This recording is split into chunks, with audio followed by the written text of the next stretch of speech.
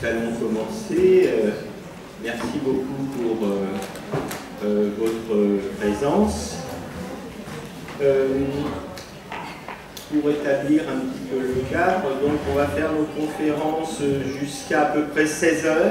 À 16 h, on va faire une petite pause d'1 quart d'heure. Il y aura la librairie avec Nicolas du Lyon Culture. Et après, on refait il y aura un débat d'1 heure de 16h15 jusqu'à 17h15, 17h30, à votre gré. Donc voilà à peu près comment ça va se dérouler.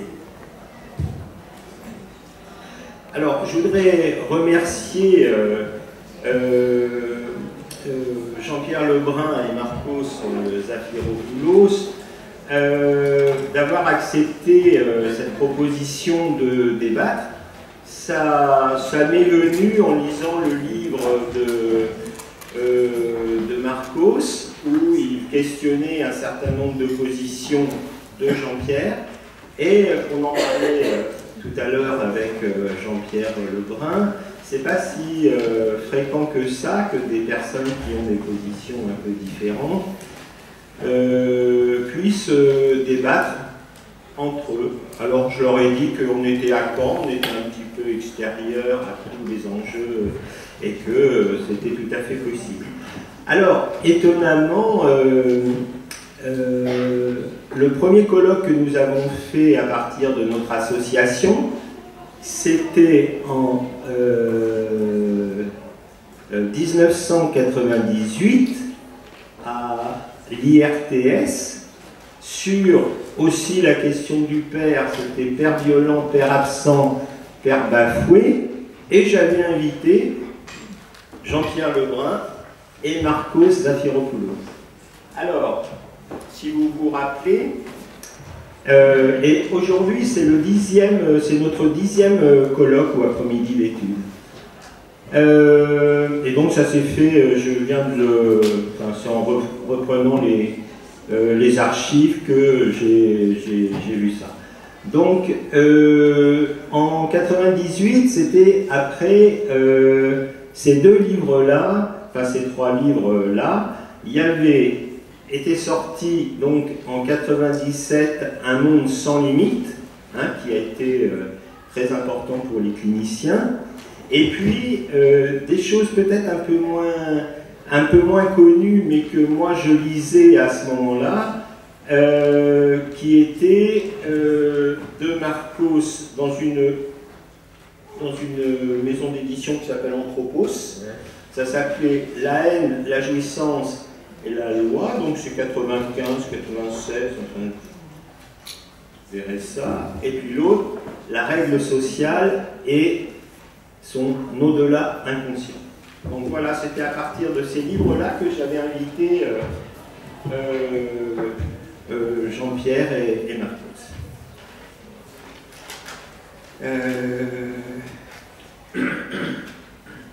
Alors pour votre anecdote, la semaine dernière, en partant à Paris, j'ai rencontré le directeur de l'IRTS qui prenait ses fonctions le jour même de ce colloque de 98. Et je lui ai rappelé, je lui disais, je pensais à vous la semaine dernière, alors il était étonné, puis je lui raconte. Alors il se rappelle bien parce que c'était le jour où il prenait le matin à 9 h, quoi, et il a fait l'introduction du colloque. Et du coup, on s'était perdu de vue un peu pendant quelques années, et on a parlé un petit peu, et il est possible que dans quelques mois, il m'a proposé de le rencontrer, parce qu'ils ont fait, il n'y a pas très longtemps, quelque chose sur la famille, avec des Canadiens, enfin je ne sais pas comment dire ça, mais... Et ça n'a pas été voilà, il m'a dit ça fait flop. Et donc, je lui ai proposé, comme c'est une question importante que nous traversons dans nos institutions, enfin une des questions essentielles des familles, des adolescents, on va se rencontrer et on va peut-être élaborer quelque chose autour de cette question-là. Donc voilà.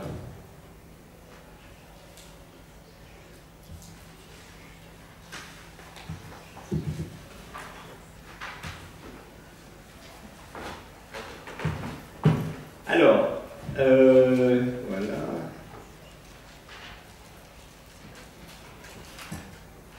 Donc il y a un an, on avait fait un premier, une après-midi d'études autour de l'ortie, d'une relecture de l'ortie par une psychanalyste, Marie-Rose Feldman. Donc je vous rappelle qui était l'ortie.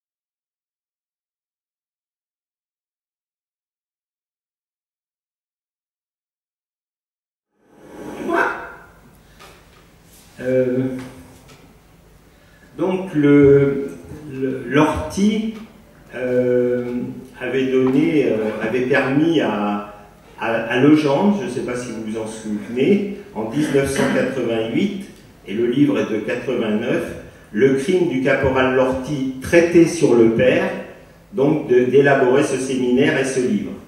Dans ce livre, on trouve Fragile et la construction humaine. Et dans ce livre est traité du meurtre privé, de ses conditions subjectives et de sa signification dans la culture. Legendre interprète le meurtre comme parricide, et son objectif à travers ce séminaire, c'est de fonder en raison le droit. Alors, il évoque un peu plus loin, et ça, on retrouve un peu le terme de Jean-Pierre, mais il nous dira comment ça lui était venu. Les enfants de la génération Lortie sont des faux enfants puisqu'ils doivent assumer l'absence de limites. Instituer, c'est faire régner l'interdit de l'inceste et du meurtre. Alors, certains, au procès, on a parlé de l'histoire familiale. En fait, le père de Lortie est condamné en 1969 pour violence et inceste. L'ortie est l'incarnation de la terreur inspirée par le père de la ordre primitive. Ça, je cite Legendre. Alors, je pense que Marcos en parlera. Je crois qu'à un moment donné, vous parlez du déjointement, enfin, de tout ça. Rosemary Feldman, donc on a ramené une dizaine de livres que nous avons invités en février, va suivre un tout autre chemin, c'est-à-dire celui de la parole de Lortie. Alors c'est extraordinaire. En fait, Lortie, avant de commettre son meurtre, avait enregistré 3 cassettes qu'il avait envoyées à 3 personnes différentes. Et donc elle les a décryptées, ils étaient laissés un petit peu comme ça quelque part, elle les a retrouvées, elle les a décryptées. Et à partir de ces 3 cassettes, elle analyse en fait la parole de Lortie. Alors, on s'aperçoit que le père contrôlait la parole de ses enfants. Et à un moment donné, enfin, Lortie, vous avez vu l'histoire du dentier, à un moment il enlève son dentier et le jette, c'est une image impressionnante. Et à un moment donné, il dit « j'ai une dent contre le Québec ». Donc voilà. Le Parti québécois fait du mal à la langue française. Alors il n'y a que lui qui interprète le moment où l'évêque, vous vous rappelez, instaure le bilinguisme. Donc, lui, il interprète comme ça fait mal à la langue française. C'était très étonnant. Feldman en a parlé à tout le monde, personne ne l'a interprété comme ça, ils l'ont interprété. Mais le fait que l'évêque touche à la question de la langue, pour quelqu'un qui était dans un rapport fragilisé avec sa langue, a fait peut-être, enfin elle le nomme comme ça, déclencher le passage à l'acte. Alors, Lortie, par exemple, dit « le français, c'est ma langue maternelle ». Alors, avant l'acte et pendant l'acte, sa parole est totalement désarticulée, donc il a été expertisé par un linguiste Et il y a 4 éléments, enfin vous lirez ça dans le livre, il y a 4 éléments qui sont présents pour qu'on puisse communiquer. Les 4 étaient complètement désarticulés. Et après l'acte, toute sa parole était réarticulée. Les 4 éléments étaient de nouveau présents. Donc c'est l'expert qui évoque ça. Donc ce qui est vraiment intéressant, c'est de mettre en travail les 2 livres. Si vous les lisez ensemble, vous allez voir comment c'est très intéressant, puisque la question de le genre, c'est plus la question du droit, et la question de Feldman, c'est vraiment la question d'analyser la parole de Lortie. Donc voilà.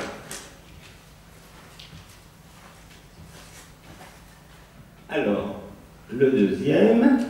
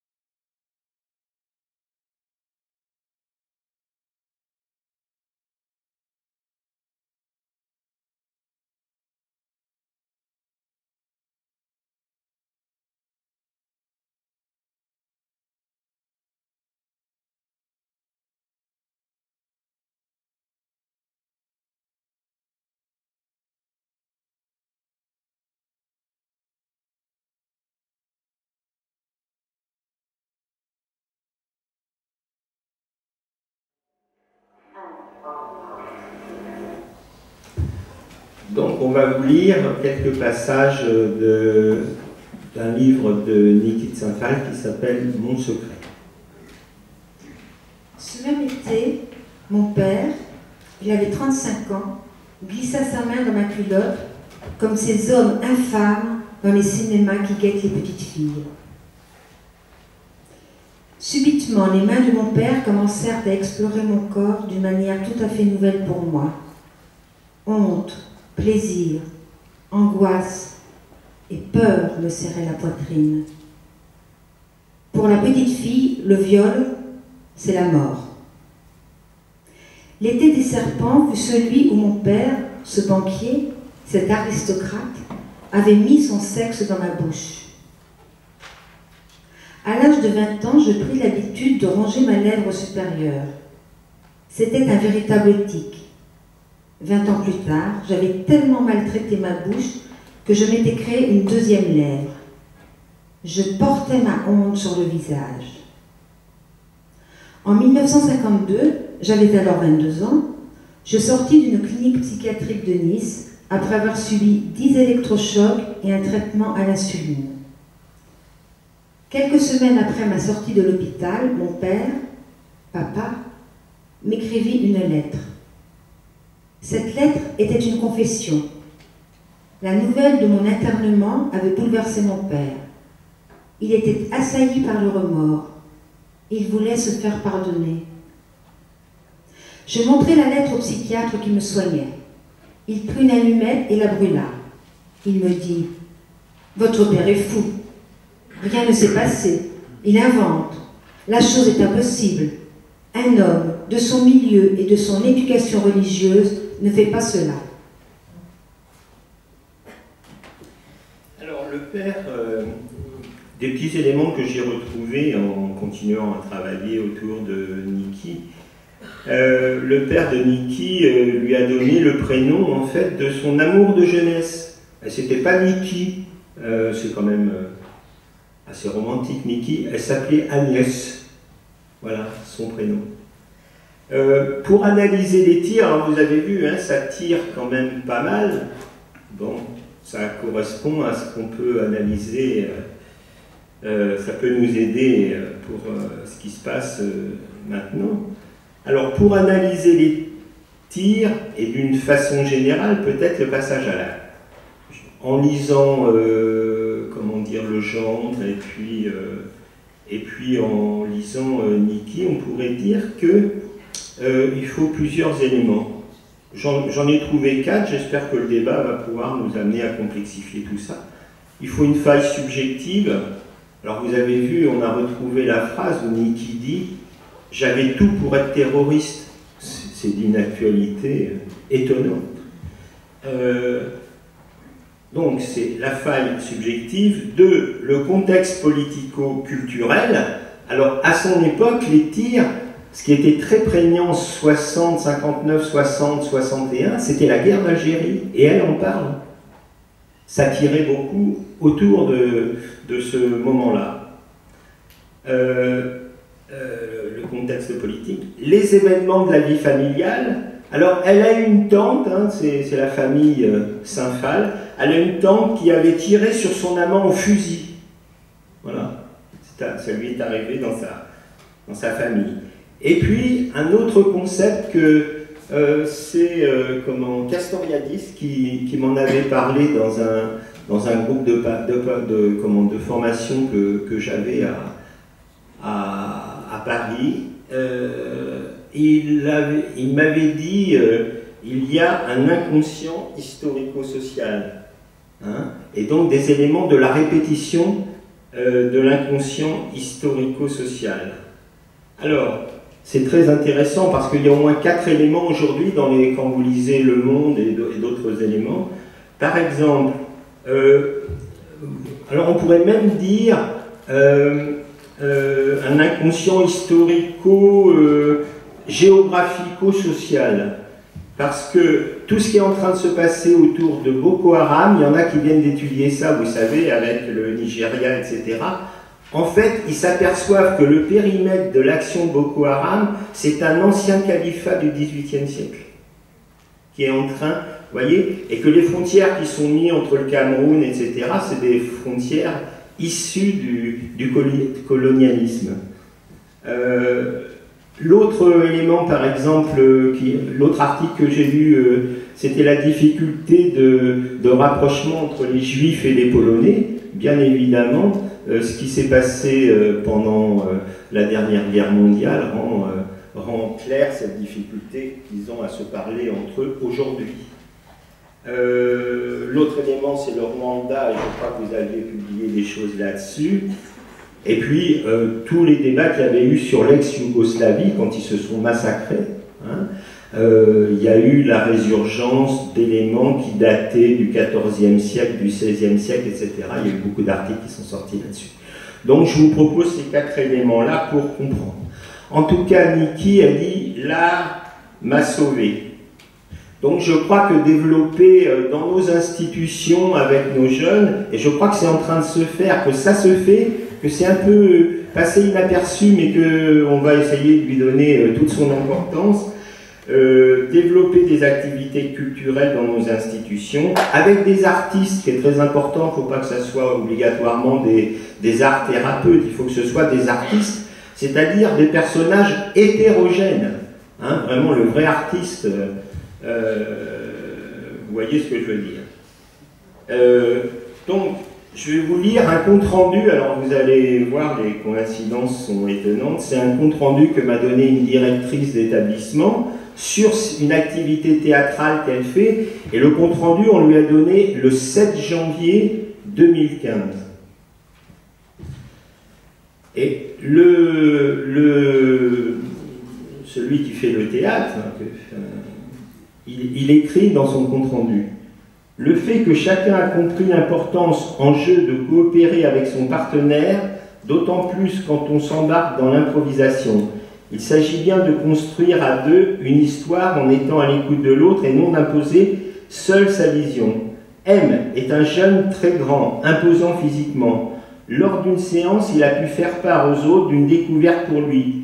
Pourquoi, quand j'improvise, je joue toujours des hommes sur un versant violent. Je joue toujours la colère. Il a fallu un contexte sécurisant pour l'autoriser à se découvrir et à pouvoir le partager avec les autres jeunes. Ainsi, il s'est essayé à jouer la tristesse et l'amour. »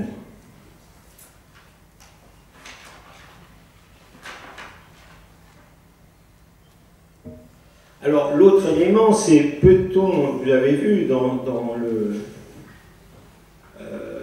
le tir de Niki de Saint-Phal, tout le travail de la sublimation. Ce tir, c'est quand même de la sublimation. Elle tire sur quelque chose qu'elle a construit, sur un objet symbolique. Hein, c'est pas la même chose que de tirer sur l'autre.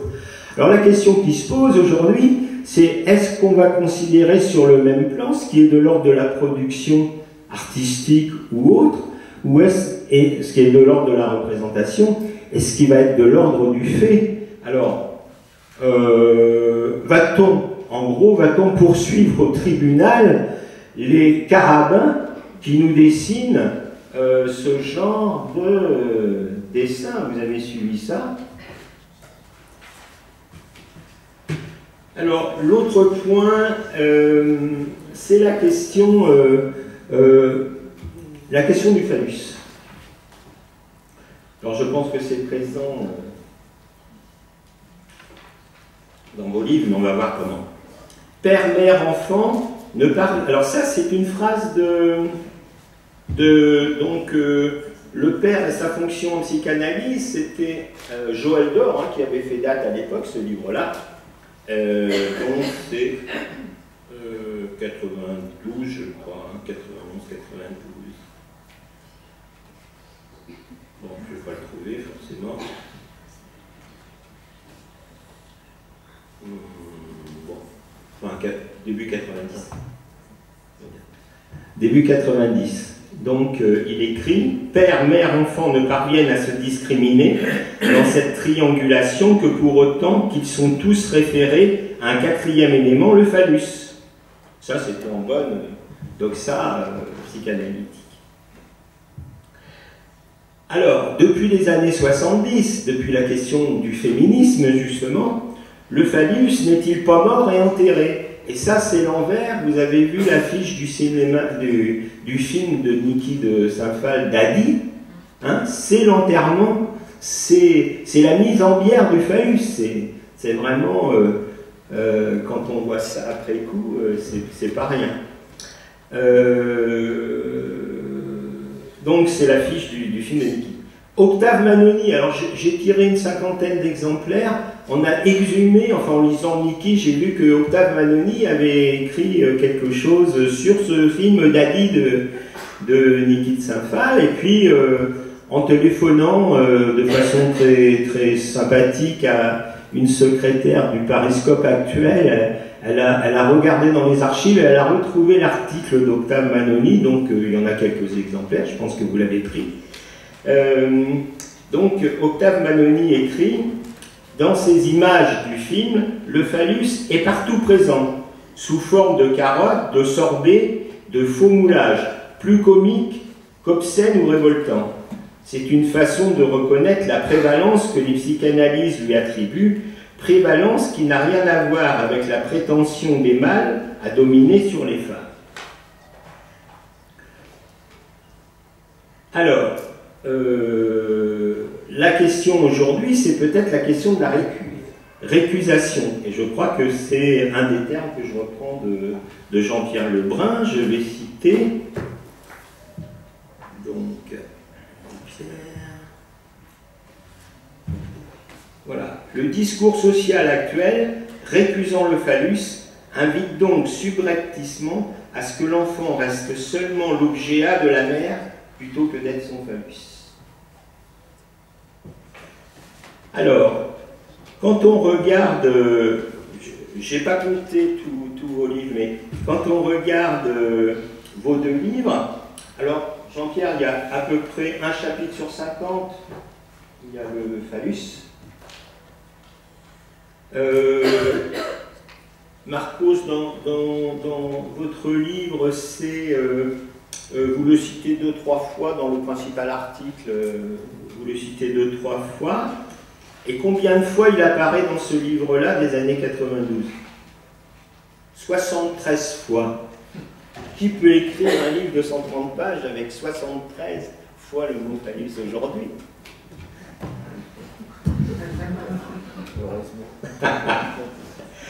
Alors, au-delà du féminisme, le débat est relancé aujourd'hui par les études gays et lesbiennes. et se déplace sur la question de l'égalité. Alors, Jean-Pierre est toujours sur la pointe du débat. Je crois que c'est une question essentielle. La façon dont il pose, j'espère qu'il va nous parler certainement. Car le maintien de cette différence des places n'est nullement incompatible avec la recherche d'une plus grande égalité, contrairement à ce que veut nous faire croire l'opinion politiquement correcte.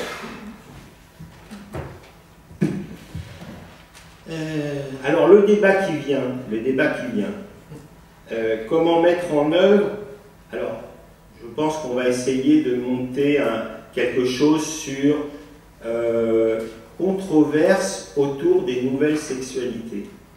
Le débat qui vient, c'est la question d'égalité. Et comment mettre en œuvre l'égalité entre un homme et une femme? Eh bien, il y a des féministes, des lesbiennes américaines qui ont écrit « Il faut libérer notre vagin et le rapport sexuel doit devenir un godemiché dans l'anus. » C'est écrit par des femmes gays et lesbiennes. Dans la littérature gay et lesbienne. Il y a un mois, j'ai lu ça. Donc voilà ce que serait l'égalité sexuelle, mise en acte. Alors, je voulais continuer par l'acte. L'acte, non pas en prenant l'objet, en prenant les actes commis par les adolescents, mais plutôt l'acte commis en cas de deuil. Parce que récemment, à la télévision, est passée une dame, et pour exprimer son chagrin avec son époux, elle venait de perdre son enfant, et c'est la douleur la plus atroce qu'on peut entendre.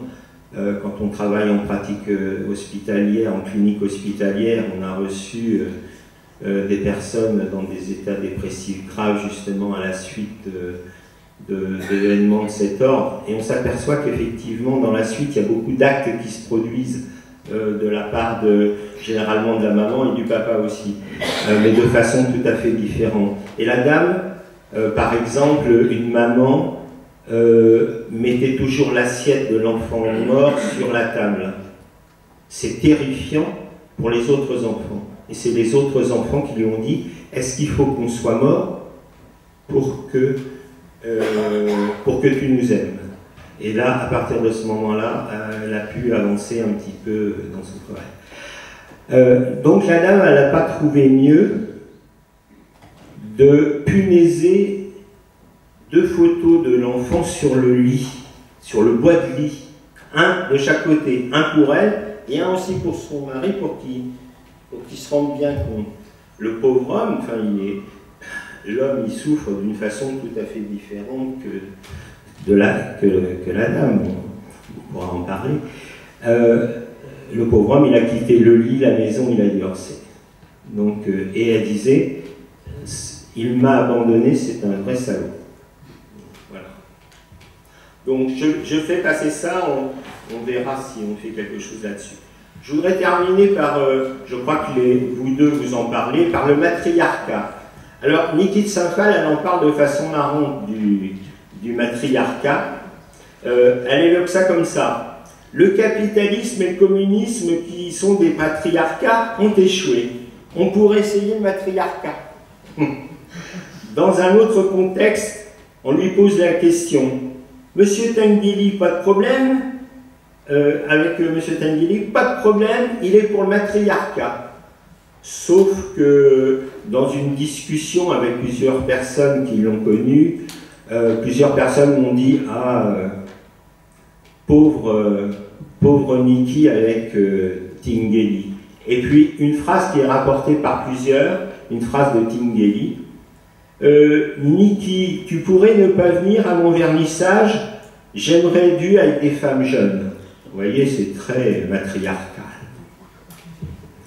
Alors, je vais donner la parole à Marcos. Alors, c'est Marcos qui va parler, 40 minutes chacun. Donc, Marcos, voilà.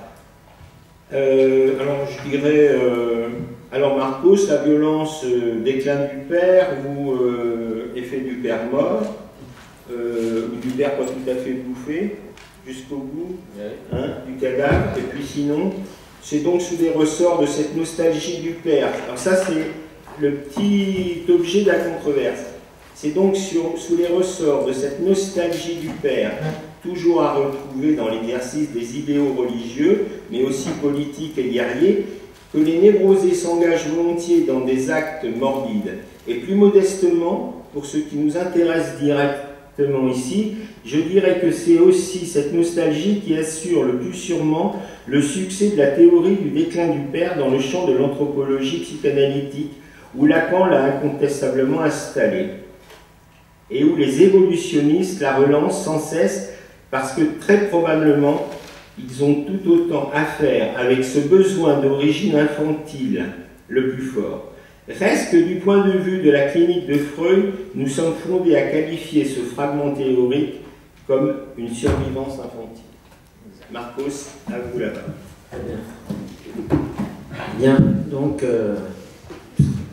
je remercie naturellement l'organisateur du colloque, et spécialement Georges Chope, de m'avoir permis de revenir 16 ans après à Caen, et donc de me retrouver aussi Jean-Pierre Lebrun, avec qui on développe au fond des thèses strictement antinomiques. Donc c'est rare dans le champ analytique de pouvoir au moins se croiser et voir se parler d'une question qui est essentielle. Parce que la question du père, donc, qui est reprise pour cette rencontre d'aujourd'hui, est, de mon point de vue, évidemment, une des questions majeures de notre actualité, étant entendu que depuis 1913, à savoir depuis Totem et Tabou, c'est donc l'éminente figure du père mort et inconscient qui rend compte de l'invention de la loi et donc de la structure des névroses. Mais cette figure du père mort est aussi, et plus généralement, au ressort de l'émergence du lien social de droit. Aujourd'hui, je constate donc, dans le champ analytique, l'usage polymorphe d'un syntagme lancinant, celui du déclin du père, très utilisé donc par notre collègue Lebrun, syntagme qui se trouve donc convoqué beaucoup plus largement, de manière récurrente, par nos collègues psychanalystes, lacaniens ou pas, pour nous expliquer ce qui serait une dégradation majeure des liens collectifs qui ouvrirait à l'obsolescence de la théorie freudienne des névroses, parce que les névroses auraient laissé place au fameux état limite, ou à ce que d'aucuns appellent une nouvelle économie psychique dans la société contemporaine qui aurait accouché d'une sorte de sujet liquide présentant des nouveaux symptômes comme, c'est toujours les mêmes, les pathologies de l'acte, les violences sociales, les troubles somatoformes, les dépressions, les anorexies, les boulimies, les toxicomanies, la crise du corps et ainsi de suite. Le champ psychanalytique d'aujourd'hui se trouve donc radicalement divisé aujourd'hui sur l'éminente question du père, qui dans le corpus de Freud, je le répète, est clairement identifiée à la figure du père mort de Totem et Tabou, figure toujours à retrouver, je le répète encore, au ressort de la promulgation de la loi, au ressort donc de la culpabilité et donc de l'organisation des névroses, comme pour ce qu'il en est de l'organisation même des masses et de la clinique de masse, tel que Freud en a dressé déjà le paradigme révolutionnaire dans l'ensemble de ces grands textes, ce que j'appelle l'anthropologie psychanalytique, à savoir Totem et Tabou, psychologie des masses et analyse du moi, le malaise dans la culture, l'homme Moïse et le monothéisme, etc. Du point de vue de Freud, les ressorts de la fonction paternelle sont donc inconscients. Et la figure du père mort est une sorte d'universel inconscient, du même coup peu sujet à la logique des variations socio-historiques, si ce n'est dans le registre du religieux, où le Freud du Moïse, le vieux Freud, croit par exemple apercevoir dans l'invention du christianisme, je cite, un progrès sous le rapport du refoulé, étant entendu que la religion du Fils, le christianisme, aurait avoué, selon Freud, le crime contre le Père et aurait ainsi engagé l'humanité dans un universalisme au prix toutefois d'une sorte de régression culturelle quant à ce que Freud appelle le degré de spiritualisation qu'aurait atteint préalablement le peuple juif, la nouvelle religion, le christianisme, relançant selon Freud quelques éléments de superstition et renouvelant en particulier le culte de la grande déesse mère que Freud croyait apercevoir, mais à tort, dans ce qu'il appelait l'histoire primitive des peuples. Bref, vous voyez que s'il y a bien une histoire du père pour Freud, c'est celle du père mort et inconscient, ou mieux dit, c'est l'histoire de la relation des fils au crime contre le père originaire. Et cette histoire est à lire pour Freud dans l'évolution des textes religieux ou mythologiques qui surplombent la culture occidentale. D'où j'en conclus que cette question du père relève non pas tout à fait de l'immobile, mais de la très longue durée, étant entendu, répétons, que du point de vue de Freud, c'est l'état du refoulement quant au crime contre le père originaire passé dans l'inconscient des fils qui constitue l'actualité de la relation au père inconscient. 1913, Totem et Tabou, 2015, un peu plus d'un siècle est passé, et donc il y a eu, comme vous l'avez vu, le centenaire de Totem et Tabou, commémoré par de nombreuses journées d'études où chaque psychanalyste est venu formuler ce qu'il en est de sa propre position quant à cette théorie du père mort, qui est, je le répète, la clé de voûte de l'anthropologie freudienne pour ce qui concerne à la fois la clinique du cas, mais aussi la clinique des masses, et je le rappelle, j'ai cru donc à cette occasion devoir soutenir pour ma part que si l'apport de Totem et Tabou est peu convaincant au plan historique, c'est qu'il faut lire ce texte en accord avec Lacan et Lévi-Strauss, non pas comme une explication socio-historique de la naissance de la culture, mais comme un mythe. Et pas comme un mythe freudien vraiment, mais comme le mythe majeur du névrosé occidental porté à l'expression par le génie de Freud. Mythe du parricide dont chaque cure, selon mon expérience de psychanalyste depuis 30 ans, démontre l'incroyable actualité inconsciente, au moins pour ce qu'il en est de la névrose des mâles hétérosexuels, comme pour ce qu'il en est de l'analyse des institutions que ces mâles hétérosexuels dominent depuis longue date. Chez les femmes, je le dis d'emblée, les choses inconscientes sont souvent un peu autres, puisque là où l'on retrouve le meurtre d'un père tout-puissant comme opérateur central de l'organisation de la névrose des fils hétérosexuels comme de leurs institutions où le masculin domine à l'évidence, on retrouve volontiers côté femme, non pas un père tout-puissant, mais un père inconscient, non pas tyrannique, mais plutôt un père impuissant ou boiteux, un père que la fille s'acharne le cas échéant à soutenir toute sa vie durant, au risque d'une option sacrificielle pour sa propre existence, devenant parfois et de manière étrangement anachronique pour notre société contemporaine, à savoir une existence que je dirais de sainte, au cœur d'une modernité supposée sans Dieu. Bref, entre Oedipe et Antigone, on voit que la relation à la figure du père inconscient, dont la présence dans l'inconscient est de mon point de vue toujours cliniquement attestée, n'est pas toujours exactement la même selon les sexes, selon l'orientation sexuelle, selon la structure du sujet, névrose, psychose ou perversion, selon sa culture de près ou de loin. Et l'on voit qu'il existe ici donc pour nos recherches de psychanalystes un chantier d'analyse différentielle encore largement à systématiser quant à ce que j'appellerais la clinique de l'idéal, la clinique de la formation des névroses, mais aussi quant à la clinique du mode d'investissement libidinal des institutions qui varie effectivement selon les structures subjectives.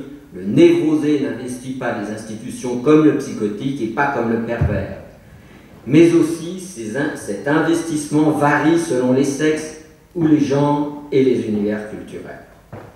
Investissement donc libidinal qui, dans les sociétés contemporaines occidentales, ne se fait plus, toujours en particulier, selon le vouloir de l'idéal du mâle hétérosexuel, croyant, comme le croyait Freud, apercevoir l'excellence de la réalisation du désir de la femme dans le fameux souhait un peu niaiseux d'obtenir ce que Freud appelait l'enfant poupée.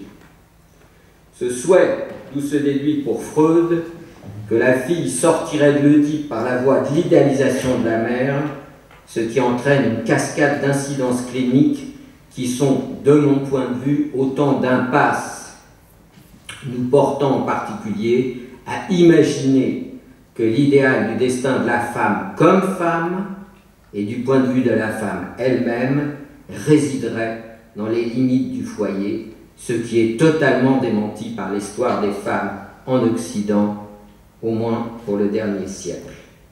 Ce qui explique peut-être, d'ailleurs, pourquoi au soir de son œuvre, Freud lançait à Marie Bonaparte la grande question restée sans réponse, et à laquelle moi-même n'ai jamais pu répondre malgré mes 30 années d'études de l'âme féminine: que veut la femme?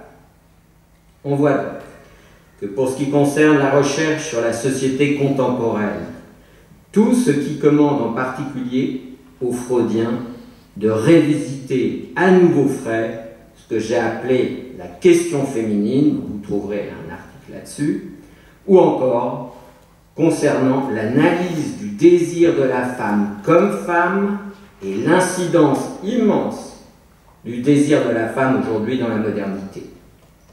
Désir qui a profondément modifié au siècle dernier et au moins en Occident, je le répète, la place de la femme dans la culture. L'ensemble constituant donc, de mon point de vue, un des changements anthropologiques majeurs de la clinique du collectif que Freud a largement limité aux institutions des fils dans la culture. Il a fait l'analyse de l'Église et l'analyse de l'armée, point final. La question féminine constitue donc, de mon point de vue, un des chantiers majeurs pour la clinique du cas comme pour la clinique des masses du monde contemporain. De même que je considère comme un chantier majeur les recherches sur les homosexualités, démontrant en particulier aussi qu'il arrive bien dans notre modernité que la promulgation de la loi se fasse quelquefois aussi, non pas du point de vue des motivations inconscientes du désir des fils hétérosexuels mâles, mais bien, comme on s'en est aperçu en particulier ici, à partir, disons, du désir des fils homosexuels, par exemple le Pax, ou le mariage pour tous, dont les incidences, dont le désir des fils homosexuels, qui pour la première fois dans l'histoire de l'humanité, d'une certaine manière, apparaissent comme des ressorts de production de la loi.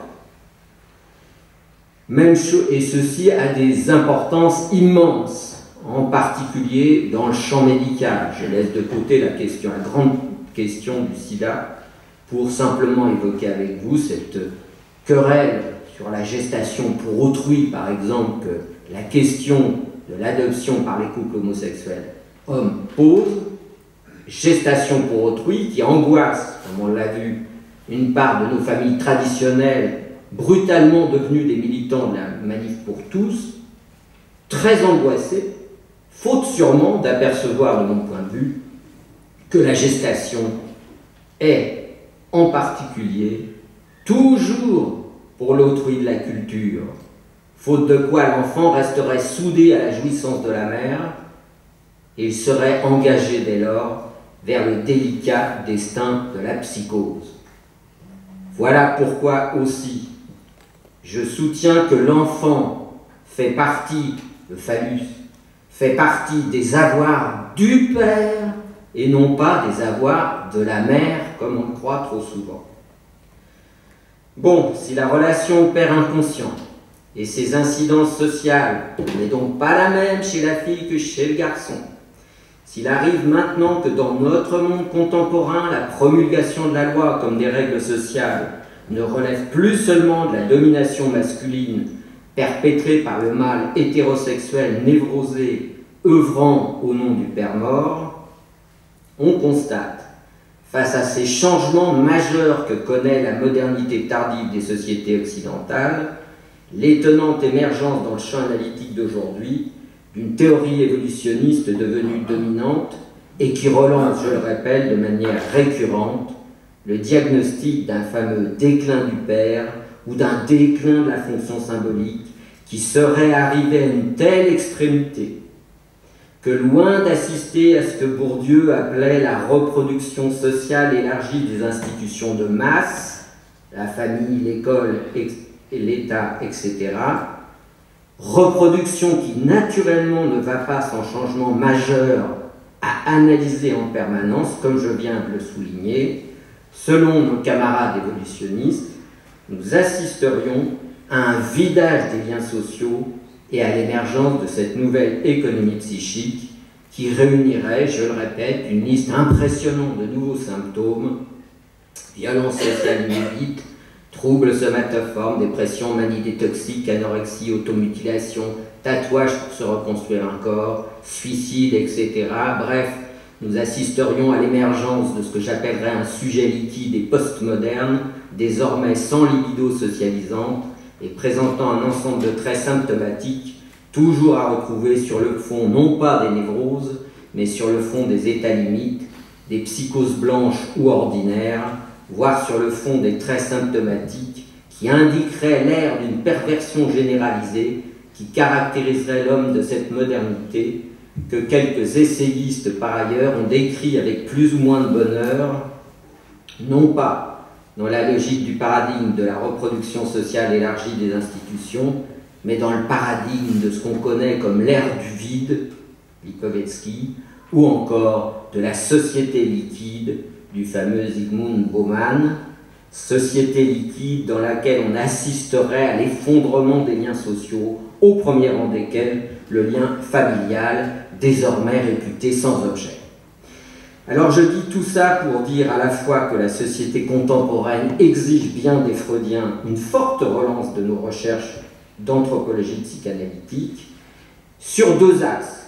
Premièrement, premier axe, le développement de l'archéologie critique des corpus de Freud et de Lacan pour ce qu'il en est de leur propre archéologie anthropologique.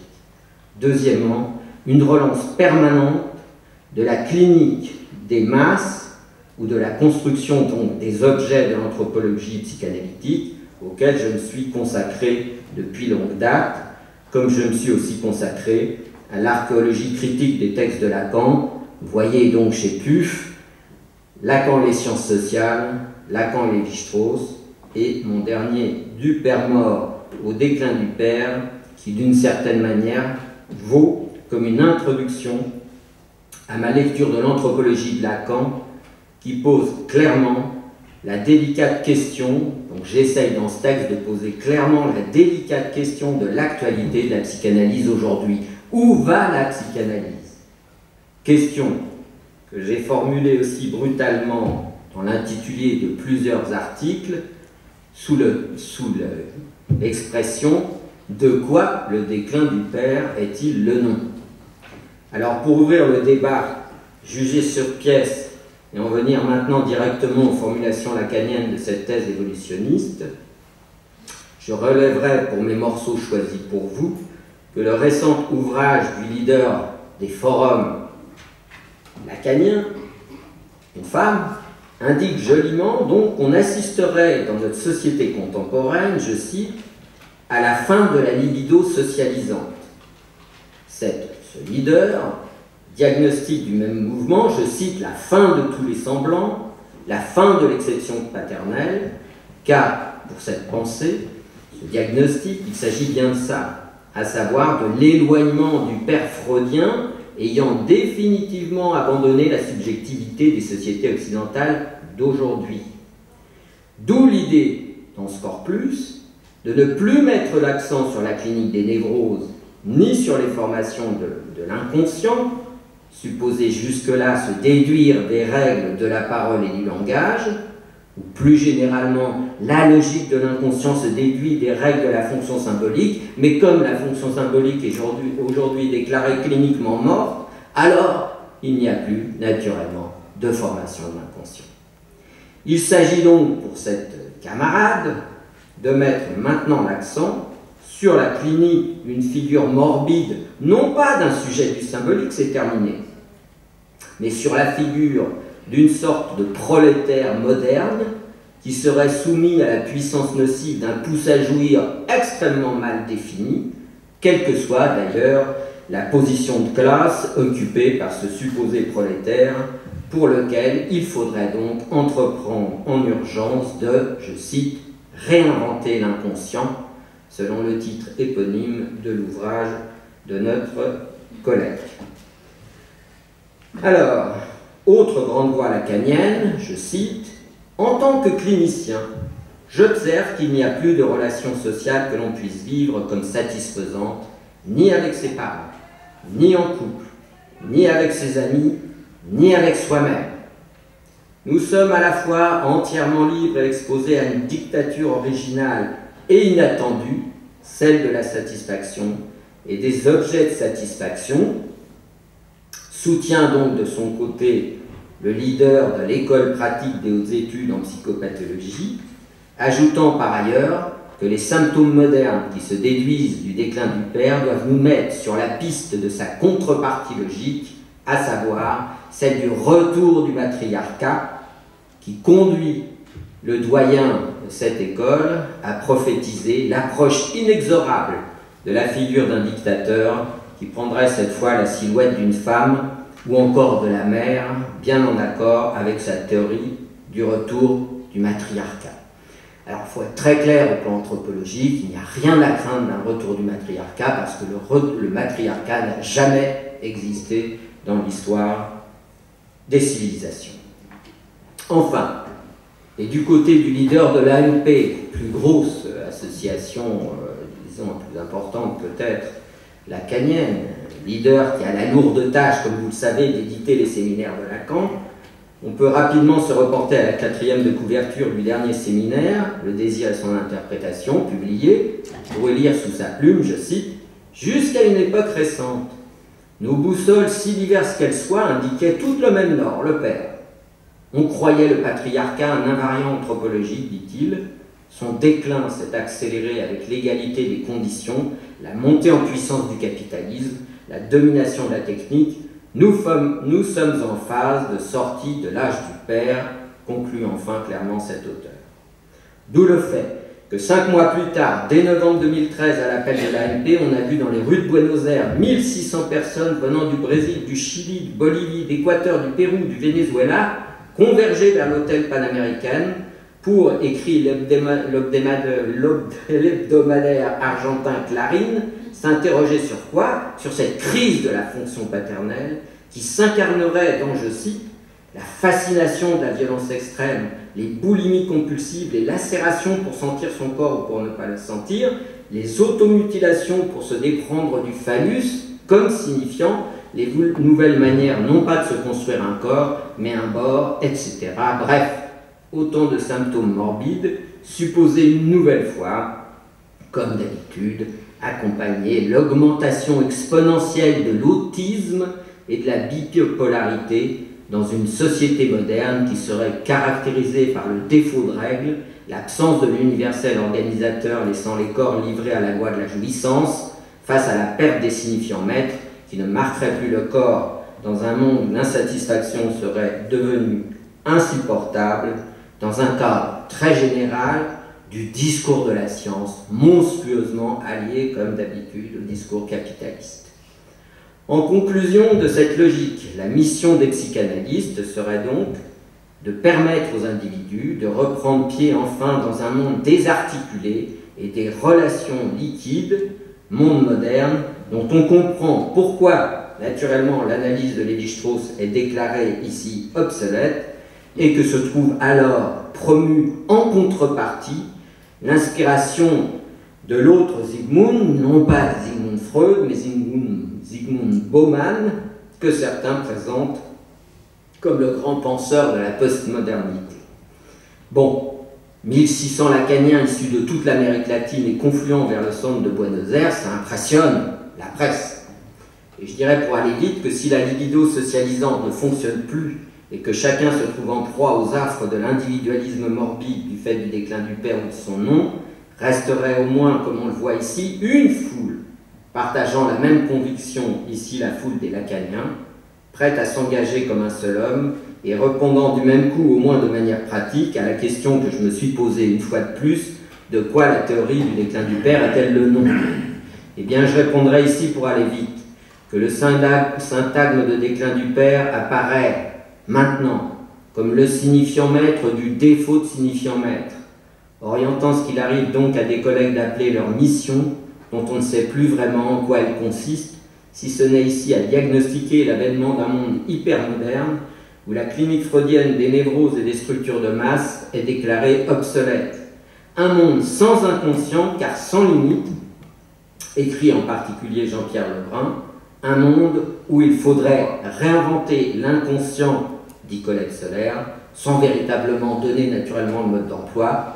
Bref, un monde dans lequel les paradigmes du champ freudien hérité de Freud n'auraient plus de pertinence, étant entendu, comme l'indique un bel article du leader Schackenheimer, que le tout dernier Lacan se serait enfin dédoué de Freud et qu'il serait même allé à ce point d'extériorité qu'il faut situer au-delà du temps où l'on croyait à la psychanalyse, dit-il joliment.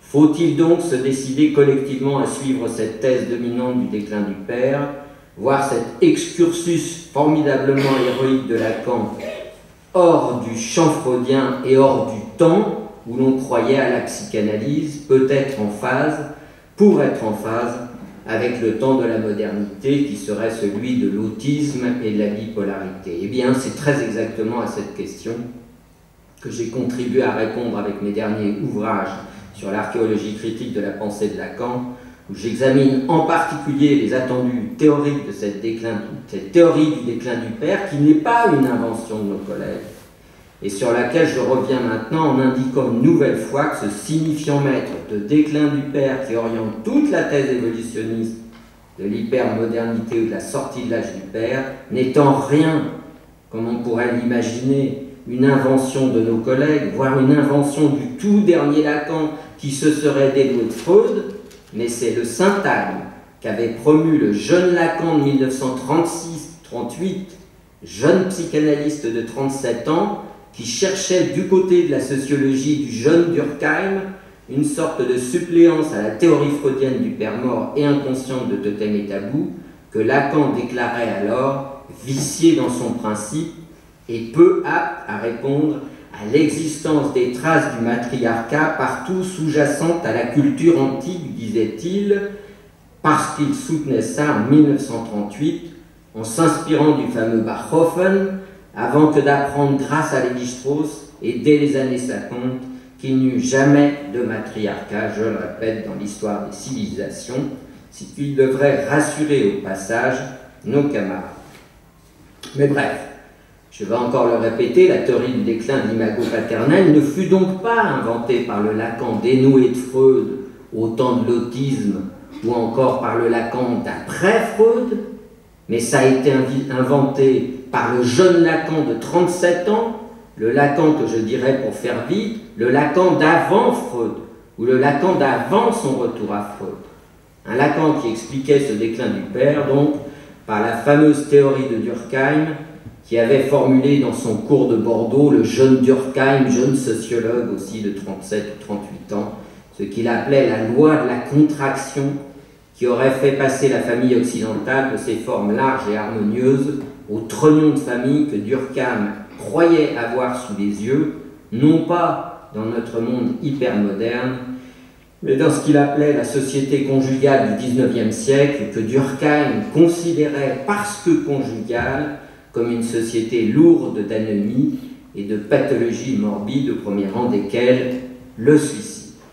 Déclin de la famille, déclin de la valeur sociale du père, qui motive donc la théorie lacano-durkheimienne du déclin de l'imago paternel en 1938, et pour le jeune Lacan, ça motivait aussi l'évolution de la structure des névroses, et c'est toujours cette théorie qui motive pour une part importante de ses élèves, la disparition annoncée des névroses, mais cette théorie ne fut pas forgée par Lacan pour la fin du XXe siècle, ni évidemment pour le XXIe siècle, ni pour le temps de l'autisme, ou pour le moment de sortie de l'âge du père. C'est une théorie que Lacan a forgée contre Freud dès 1938, et pour suppléer à la théorie freudienne du père mort et inconscient qu'il jugeait viciée dans son principe.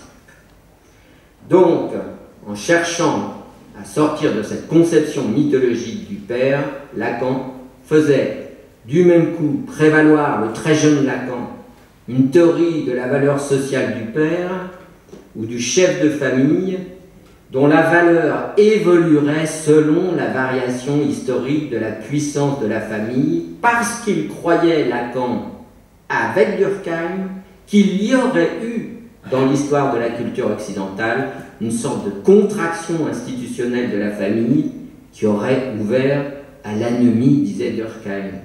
Du coup, on voit que le jeune Lacan, à la recherche d'une suppléance scientifique à l'œuvre mythologique de Freud, a fait un acte majeur, extrêmement nocif. Il a substitué à la théorie du père mort et inconscient une théorie sociologique du père, de famille, qui participait à ce qu'il appelait à l'époque les conditions sociales de l'oedipisme, qu'il évoque clairement en 1950, conditions sociales naturellement soumises à des variations historiques et qui entraîneraient autant de modifications historiques des névroses, aboutissant, selon ce jeune Lacan, à ce qu'il appelait à l'époque, en 1938, la grande névrose contemporaine, qu'il croyait avoir sous les yeux et qu'il caractérisait dans son ressort principal sous le beau diagnostic du père humilié que le jeune Lacan croyait apercevoir au principe du déclin de l'imago paternel et de sa nocivité. Pour aller vite, je dirais donc au plan épistémologique qu'après tout on peut bien comprendre que le jeune Lacan ait cru devoir s'appuyer sur les travaux du jeune Durkheim pour engager la psychanalyse dans la démarche encyclopédique où devait alors se ranger son texte rédigé sous le titre des complexes familiaux, mais ce que l'on sait parfaitement maintenant, et compte tenu des recherches de terrain historico-démographiques menées depuis les années 1975, d'abord par l'école de Cambridge, puis par les chercheurs de l'Europe du Sud, c'est qu'en Europe, comme ailleurs, la forme dominante de la famille fut de tout temps et en tout lieu la forme conjugale. Et du coup, il n'y a jamais eu de contraction historique de la famille en Occident. Autant dire donc que la théorie lacano-durkheimienne du déclin du père et donc la théorie de ses incidences cliniques supposées a perdu depuis un peu plus d'un quart de siècle toutes ses assises anthropologiques, et c'est donc à une sorte d'ignorance anthropologique majeure que la thèse du déclin du père de Lacan doit sa reconduction à tout bout de champ freudien. Mais au plan historique toujours, j'ajoute que cette théorie du déclin du père du jeune Lacan allait bien dans l'ambiance des années 30, effectivement, qu'on retrouve d'une certaine manière sous certains aspects aujourd'hui. En tous les cas, dans les années 30, où les jeunes intellectuels de droite, dont ceux de l'Action française, étaient prompts effectivement à promouvoir l'amour du roi et de l'autorité contre les méfaits de la République ou de la démocratie, et plus généralement contre ce qu'ils appelaient déjà le déclin de l'Occident, selon le titre de l'ouvrage d'Oswald Spengler, qui restent comme des inspirateurs de la révolution conservatrice qui se voulait à la fois anticapitaliste et nationaliste. Sorte de Zemmour de l'époque, si vous voulez. Révolution dont le moins que l'on puisse dire en tous les cas, c'est qu'elle n'a pas entravé l'émergence des formes autoritaires de l'État qui allaient prendre en Europe le visage totalitaire, anticapitaliste et nationaliste du nazisme et du stalinisme. Pour mémoire, je rappellerai aussi que le fameux Zygmunt Bauman, professeur à Cambridge, qui voit de la liquidité morbide partout, affirme qu'en contrepartie à cette liquidité sociale, il apercevait le moment dur des structures subjectives et sociales qui auraient existé dans le rétroviseur de sa longue vie, voire dans le moment de sa jeunesse où il s'engagea comme un redoutable commissaire politique au sein des services de renseignement militaire staliniens dont nous n'avons aucun doute sur la solidité. Solidité stalinienne et russe, d'une certaine manière, assez bien actualisée aujourd'hui, notamment sous la version de l'autorité conquérante de son ex-collègue du KGB, qui incarne aujourd'hui le maître de la Russie moderne, aujourd'hui entrant en guerre contre l'Ukraine. Russie redevenue effectivement très orthodoxe, et dont on est en droit de se demander si là aussi les évolutionnistes, question, aperçoivent une sorte de société liquide au Kremlin et un déclin du père, selon leur fameux diagnostic, dont l'ambition universelle suffirait naturellement, en tous les cas du point de vue des chercheurs en sciences sociales, à disqualifier ce diagnostic, donc pour les sciences sociales et donc d'une certaine manière pour la psychanalyse.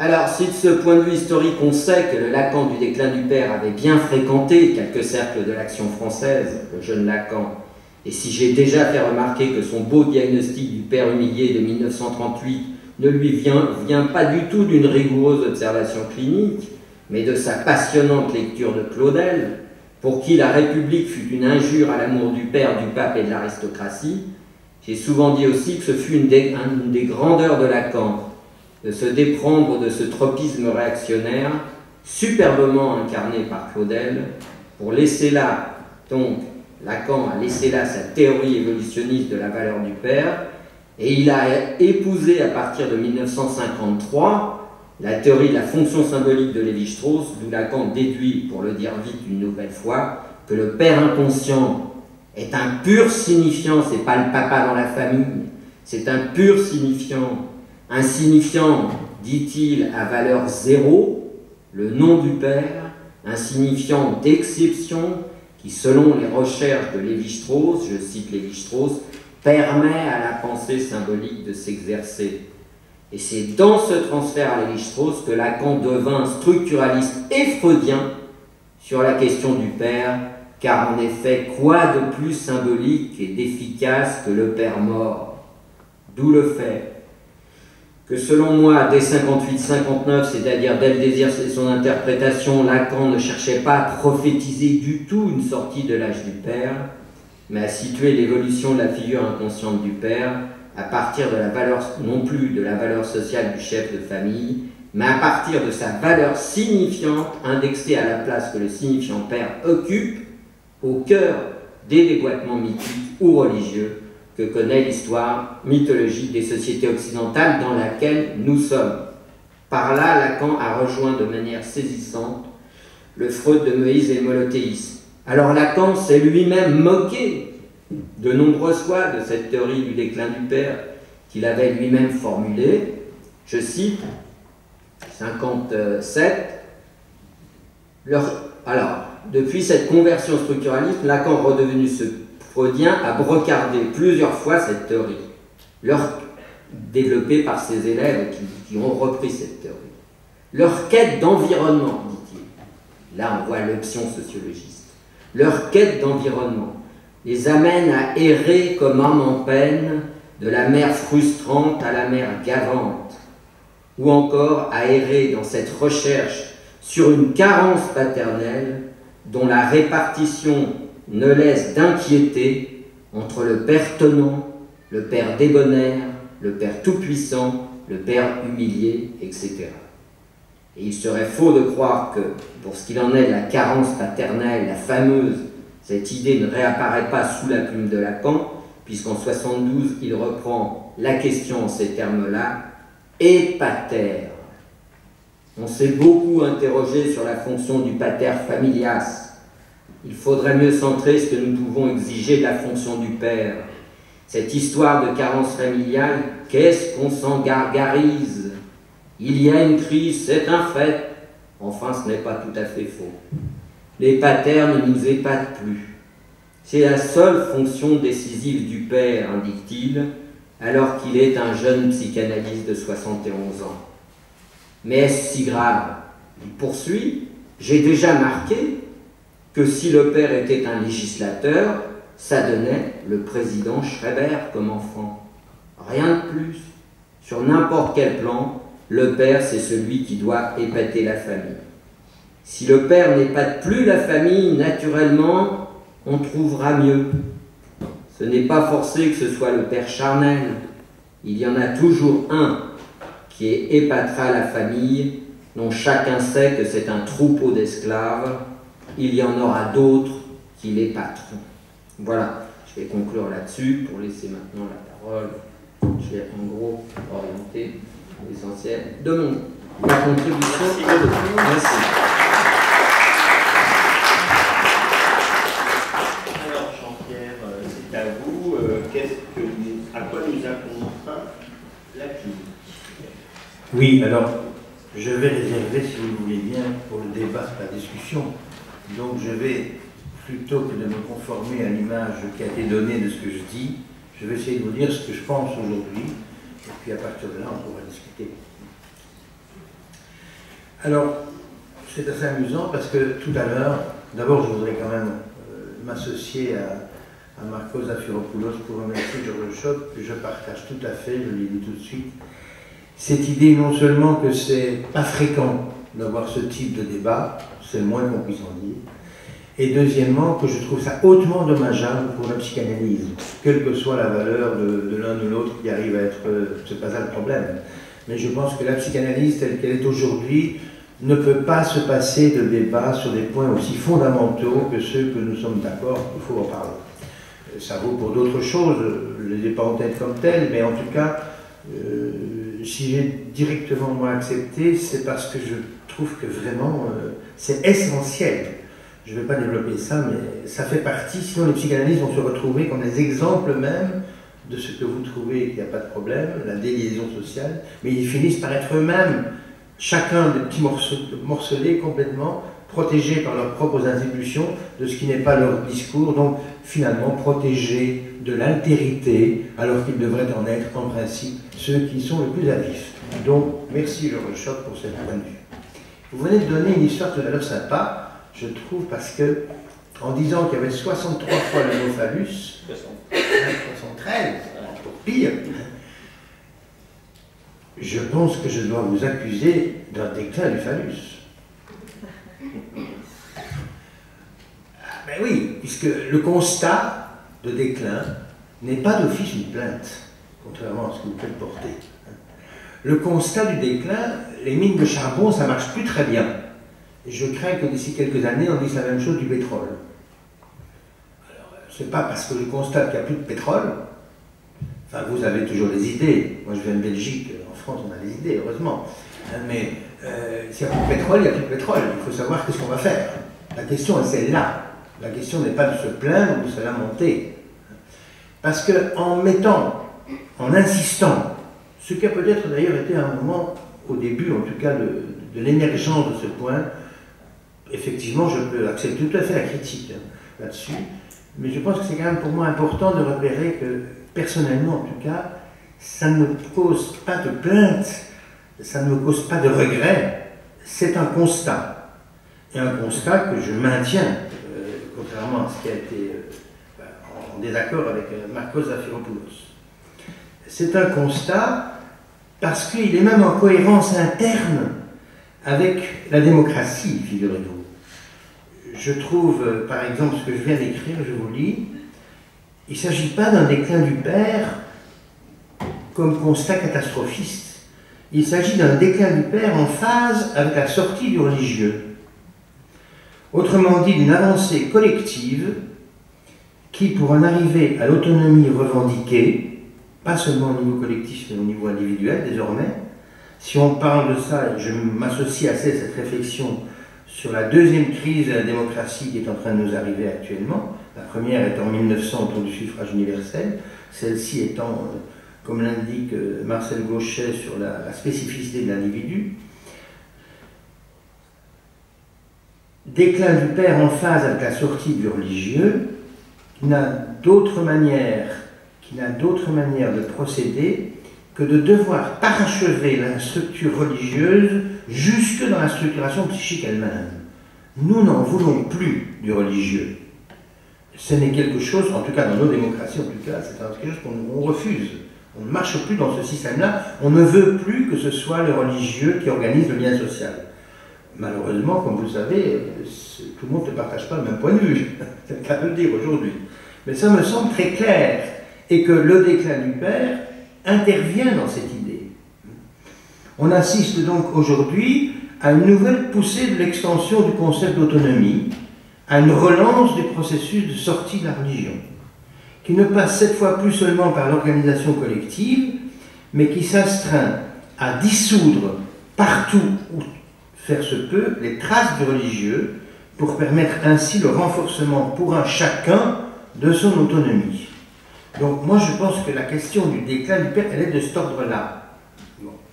Et du coup, évidemment, la question que Georges Choc a repris dans sa présentation, peut-on se passer du père? Pour moi c'est une vraie question. C'est-à-dire que, non, mais est-ce que je peux me débarrasser de cette affaire-là? Est-ce que ça va quand même marcher? Ou est-ce qu'au contraire, je suis arrivé à un inamovible crucial? Et figurez-vous que c'est une question que, de manière éminemment paradoxale, on retrouve dans toute la fin de l'enseignement de Lacan. J'en prends 3 exemples. Quand il se demande si un nœud borroméen a 3, ou il faut un 4e pour nouer, c'est quoi ce 4e? Il va venir d'où faire ce nouage? Alors évidemment, il espère que le nouage se fasse par le seul nouage, et plus par un symptôme supplémentaire, donc du père. N'empêche que celui qui va concrètement faire le nœud, il faudra quand même bien que ce soit quelqu'un qui le fasse. Donc c'est déjà la même question, nœud à 3 ou nœud à 4. Deuxième façon de poser la question pour Lacan, je trouve alors là je vais quand même me permettre, que Marcos tue ou je ne sais pas ce qu'on peut dire, parce qu'on peut tuer, allons-y, que tu escamotes, parce que se passer du père, d'accord, mais il ajoute se passer du nom du père, à condition de s'en servir. Qu'est-ce que ça veut dire quoi? Ça veut dire quoi? Bon. Donc, deuxième point, Lacan n'est pas si insensible à cette question, mais comment est-ce qu'on vous débarrasse de ça et qu'est-ce qu'on fait exactement? Et troisième point, ou alors justement je m'érige par exemple en désaccord avec ton idée du père comme pur signifiant, comme tu dis à la fin, quand il dit, par exemple, je me suis permis de définir comme symptôme ce qui, non pas permet au nœud de 3 de faire encore nœud à 3, mais de ce qui concerne dans une position telle qu'il est l'air de faire nœud à 3. C'est la clé de ce qui est arrivé à Joyce. Joyce a un symptôme qui part de ceci, que son père était 40. Tout à coup, 40 du père réel. C'est pas que le père de... Bon. Il dit autrement que non seulement il ne lui a rien appris, mais qu'il a négligé à peu près toute chose, par de son père, du père de Joyce. Est-ce qu'il n'y a pas là quelque chose comme, je dirais, compensation de cette démission paternelle? Donc, tout le séminaire de Joyce, qui est bien plus tard, et encore d'autres séminaires après, pose une série de questions qui tournent autour d'eux-mêmes. En ça, je rejoindrai l'idée que c'est une question fondamentale. Il faut qu'on essaie de la travailler. Il y en a d'autres, hein. Il y a encore le noméa, par exemple. Quand il dit le noméa, être nommé à. Voilà quelque chose qui se trouve à ce point de l'histoire, préféré à ce qu'il en est du nom du père. Qu'est-ce que c'est que ce noméa? Ça mériterait d'être, je ne vais pas déposer ça ici, mais c'est pour dire que dans son enseignement, il me semble que cette question est tout le temps présente. Alors, je reviens, pour moi, très simplement, d'abord, à être tout à fait d'accord avec le fait qu'il s'agit de continuer, envers et contre tout, à faire objection à ce qu'on pourrait appeler l'excès du père, les excès du père, qui sont encore très nombreux, qui existent toujours, mais qui, figurez-vous, je le pense comme ça, se sont doublés depuis que le monde n'est plus organisé sur une pyramide, c'est-à-dire implicitement selon un modèle religieux, puisque dès que vous avez une pyramide, vous avez légitimité d'un sommet, et que ce sommet, c'était précisément cette place réservée à Dieu que celui qui prétendait s'en prévaloir pour s'en légitimer occupait pleinement, et de manière un peu abusive habituellement.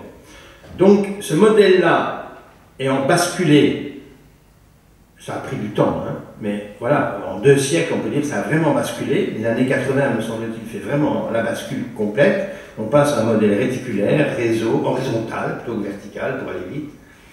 eh bien cette mutation de modèle, ce changement de modèle social qui devrait arriver à organiser le lien collectif, non plus sur le modèle pyramidal, alias religieux, alias vertical, alias le père, devrait faire autrement, eh bien, il a induit, à mon avis, la difficulté non seulement de continuer à avoir affaire à des excès du père et de la structure pyramidale, toujours présente, comme faire le management, ces choses-là par exemple, mais aussi à une autre nouvelle pathologie qu'il faut identifier, et que si je reste trop à diaboliser la question du père, je n'identifierai pas, qui est ce que j'appelle non plus les excès de pouvoir, mais les ravages de l'impouvoir.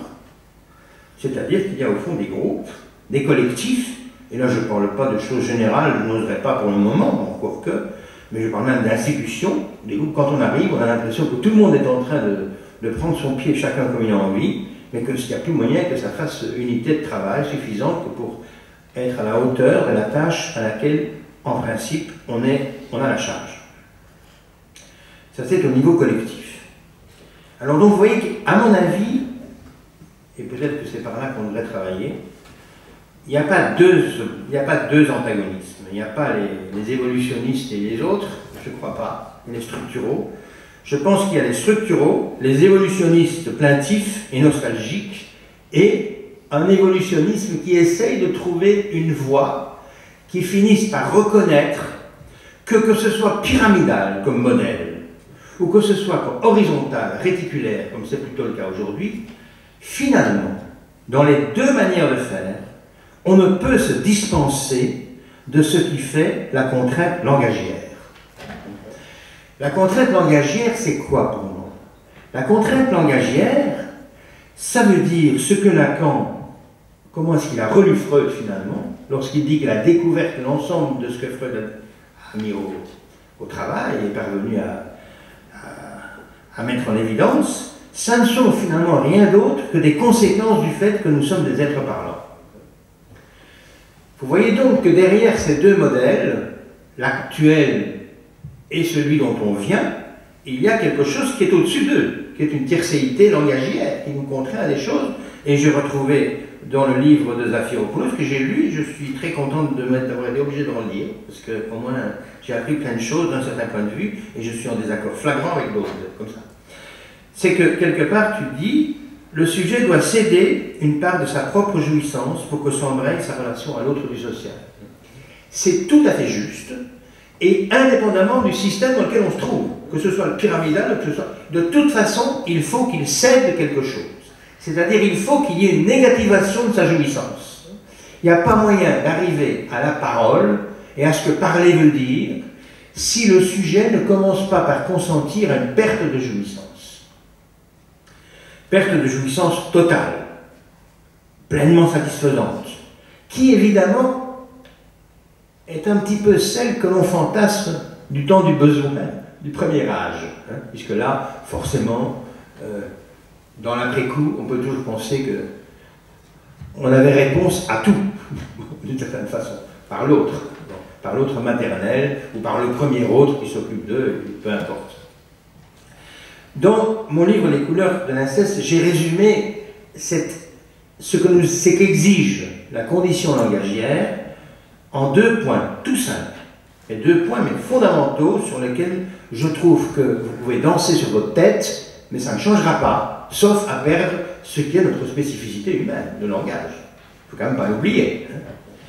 La première, c'est qu'il est nécessaire, à cause de ce que c'est que parler, qui n'est rien d'autre que dialectiser la présence et l'absence.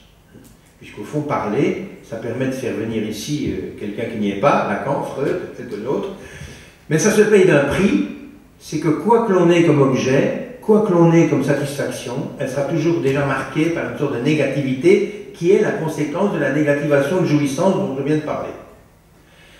Donc, dans ce contexte-là, il faut reconnaître que, au début de l'existence, l'enfant se trouve accompagné d'une présence, dans le meilleur des cas, évidemment. Il y a aussi les carences des soins parentaux. Mais il se trouve entouré d'une présence. Vous connaissez Winnicott, connaissez la folie maternelle qui vient faire. Eh bien, cette présence de l'autre du début de l'existence pour chaque être humain, espérons-le, il faut que se substitue la prévalence de l'absence. C'est le premier jeu, ce qui sera d'ailleurs le zéro. C'est un truc tout bête, mais vous ne pouvez pas l'échapper. Sinon, ça fait un problème pour ce qui est de l'usage même du langage.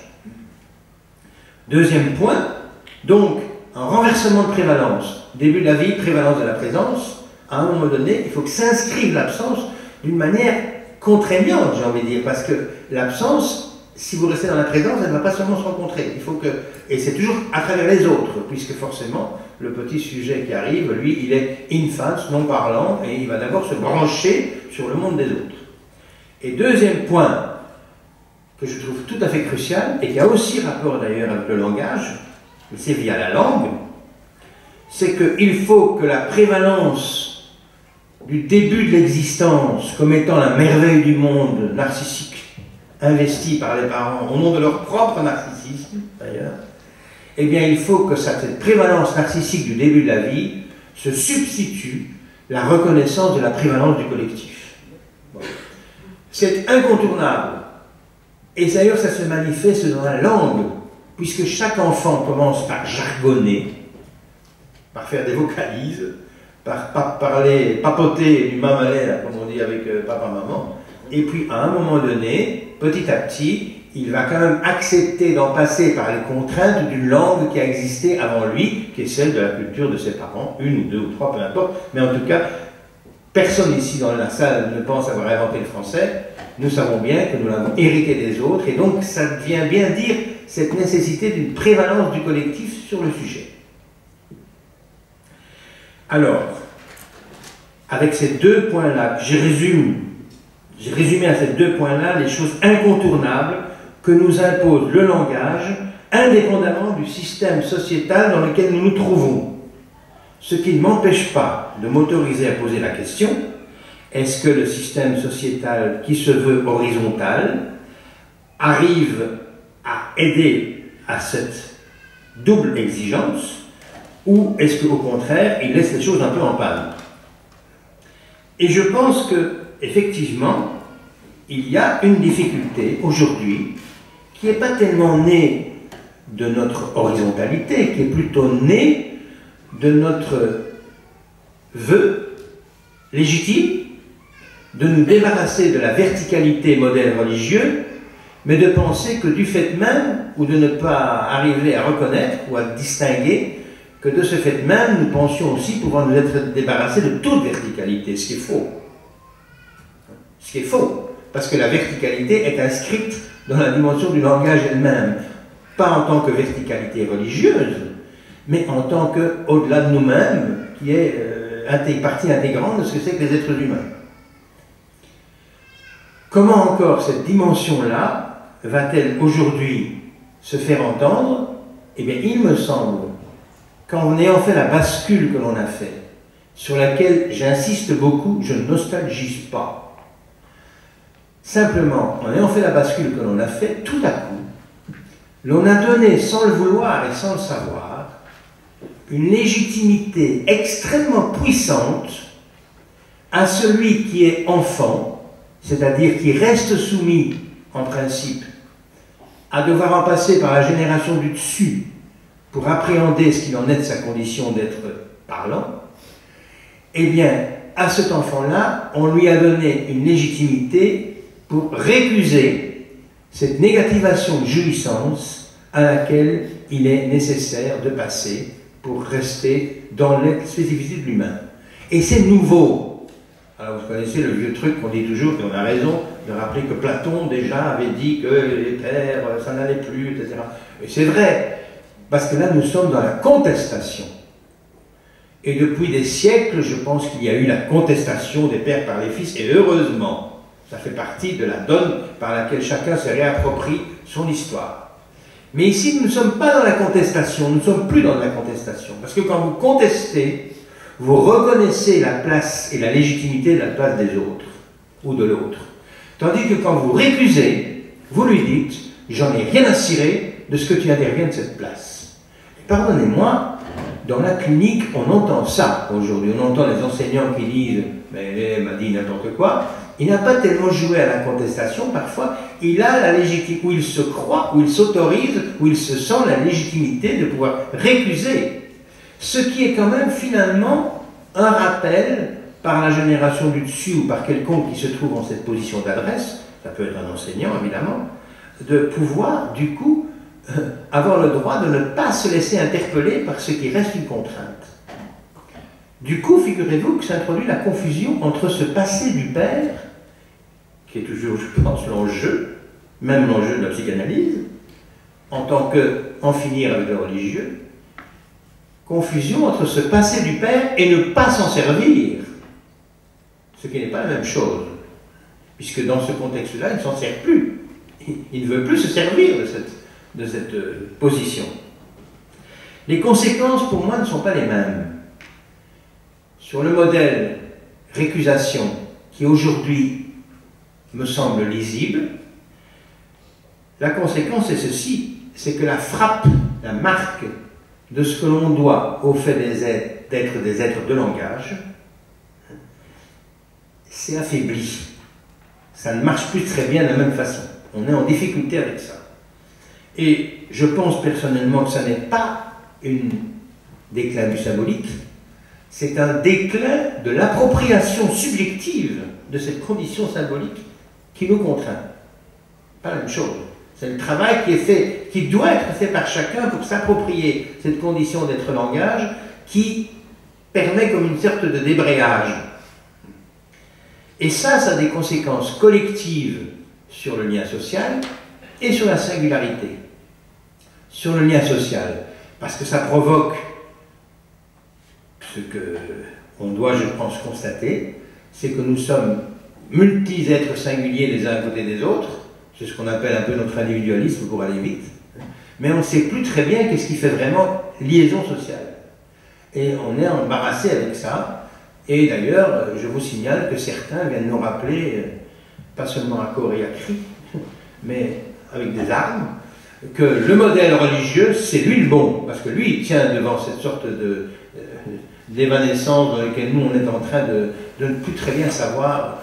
Alors, moi, je ne me réfère pas à des grandes choses quand je dis ça, je me réfère tout simplement à la clinique très concrète de l'institution, où je vois des institutions, je travaille avec des institutions pour essayer que cette reconnaissance égalitaire, tout à fait légitime dans laquelle les gens se trouvent, n'empêche pas, c'est ce que vous avez rappelé tout à l'heure, Georges, là, n'empêche pas qu'il y ait une sorte de nécessité de prendre en compte des différences de place. La différence de place, pour moi, ne va pas à l'encontre de la légitimité de l'égalité démocratique. Au contraire, elle permet de tenir une position, parce que sinon tout devient dans un relativisme tel que vous ne savez plus que faire. Et or, il y a toujours cette place d'exception, qui est d'ailleurs bien décrite, je trouve, par Marcos dans le livre, où bien émergé le moment de Lévi-Strauss. Merci pour les repères très précis, parce qu'ils vont m'être précieux. Effectivement, ce signifiant d'exception, d'émergence, c'est capital, c'est crucial, sinon vous êtes dans un flottement généralisé. Ça doit, alors, le problème, c'est que jusqu'à présent, on a identifié ça du côté de la psychose, quand c'était pas fait. Ça, c'est ma question. Et c'est une question que je veux poser, que je veux arriver à poser, mais alors elle n'est plus au niveau collectif, elle est au niveau singulier.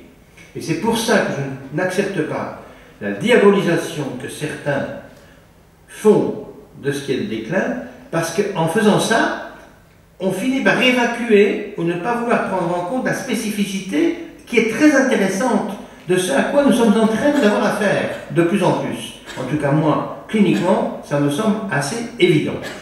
Alors, je vais dire quoi? Je vais donner 4-5 points comme ça pour le définir, ce que je vois, qui n'est pas de l'ordre du maintenant il y a des anorexies qui n'en avaient pas, le machin, c'est pas ça. C'est, encore que, l'obésité comme phénomène, par exemple, de société, c'est pas rien quand même, donc il va bien falloir en tenir compte. Mais enfin, c'est pas ça. C'est plutôt, par exemple, un déplacement de l'axe de l'adresse à l'analyste. Et quand je dis analyste, pour moi, ça vise aussi, à ce stade-ci, en tout cas le psy en général, de l'adresse, pourquoi est-ce qu'on va le voir?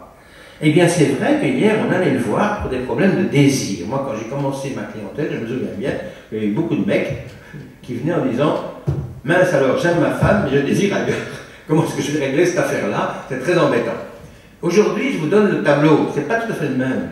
C'est une jeune femme qui vient et qui me dit je vis avec, ça peut être un homme aussi d'ailleurs, il y a deux cas, hein, je vis avec un compagnon ou une compagne, peu importe, je sais bien que c'est pas lui, ça va pas quoi, enfin, ou c'est pas elle quoi, c'est clair. Bah alors, oui, alors pourquoi vous pouvez pas vous séparer, c'est pas. Ah ben oui, mais j'aimerais bien qu'il soit d'accord avec moi pour se séparer. Ouh, ça c'est vraiment autre chose. Parce que c'est plus l'embarras d'un désir que je chipote, c'est avoir besoin de l'autre pour soutenir sa propre énonciation. Mais attendez, si vous la soutenez votre propre énonciation, vous allez devoir vous couper de l'autre, vous séparer de l'autre. À un moment donné, il faudrait que vous parliez tout seul, en n'ayant plus l'appui de l'autre. C'est ce point-là qui devient plutôt l'enjeu. C'est un exemple, évidemment. Deuxième point, je trouve que ça il y a une sorte de glissement, donc on est plus, je reviens à mon premier point, on est plus, à mon avis, dans une sorte de clinique qui n'est plus celle du désir névrosé tel qu'il a été bien écrite, mais plutôt une clinique qui essaie de trouver sa juste position, une nouvelle position entre jouissance et désir. Elle est trop dans la jouissance, on n'arrive plus à soutenir un désir. C'est plutôt ça qui est problématique aujourd'hui. Mais pas qu'on n'ait pas, comme ça a été ramené là aussi dans ton livre, tu disais les délinquants, là, il y avait de bonnes formules pour dire celui qui ne supporte pas les conditions du désir au fond de névrosé, c'est ça. Ici, c'est plutôt comme si elle n'a pas accès aux moyens bon, on est tellement dans... Je le lis comme une trace inscrite dans l'appareil psychique de cette sorte d'évitement possible qu'a eu le sujet dans son histoire, de cette négativation de jouissance qui doit marquer le sujet. Il y a une sorte de jeu là qui s'est passé et qui le met dans une grande difficulté à l'intérieur de lui avec ça. Deuxième petit acte, la crête. Il y a un changement aussi de la crête de la clinique, parce que du coup il y a un déplacement là. On n'est plus effectivement en bagarre avec l'instance paternelle. Non, non, je crois que c'est pas ça. On est plutôt à comment se sortir, comment se dépêtrer. Si l'instance paternelle était déjà construite, on serait déjà dans un rapport, disons, symbolique. On est plutôt dans un rapport très corps à corps. C'est pour ça d'ailleurs que la question du corps devient tellement centrale. L'obésité, c'est pas un combat avec l'instance symbolique. L'obésité, c'est comment l'inscrire autre chose ou faire des mythes par le corps, alors que précisément, on n'y arrive pas. Alors, le plus amusant, si vous le permettez, eh bien, c'est que ça se trouve déjà écrit chez Lacan. Ça se trouve déjà écrit chez Lacan, parce qu'enfin, chacun a le droit quand même de lire Lacan et de trouver ce qu'il a envie d'y trouver. Hein, bon. Moi, je lis chez Lacan ceci. Note sur l'enfant. Lettre à Génie Aubry. Le symptôme peut représenter la vérité du couple familial. C'est classique. Le symptôme peut aussi comment je vais aller vite pour ne pas tout raconter le texte là. Ça peut relever de la subjectivité de la mère. L'articulation, dit-il, se réduit de beaucoup quand le symptôme qui vient à dominer ressortit à la subjectivité de la mère. Il dit d'ailleurs à ce moment-là, l'enfant devient l'objet de la mère et n'a plus de fonction que de révéler la vérité de cet objet. L'enfant réalise la présence, et réalisé et souligné dans la lettre manuscrite et en italique dans le texte traduit par Miller, retranscrit par Miller. L'enfant réalise la présence de ce que Lacan désigne comme l'objet petit a. Alors, c'est ça que j'avais dit, c'est pas le phallus, c'est l'objet petit a. Il n'est plus branché déjà sur la question langagière, il ne s'agit pas là que l'enfant, la mère a cet enfant comme phallus, enfin toute la lignée freudienne que l'on connaît, c'est beaucoup plus comme ce qui, objet petit a, c'est ce qui tombe de la chaîne pour faire de la chaîne. C'est la perte, le même lieu.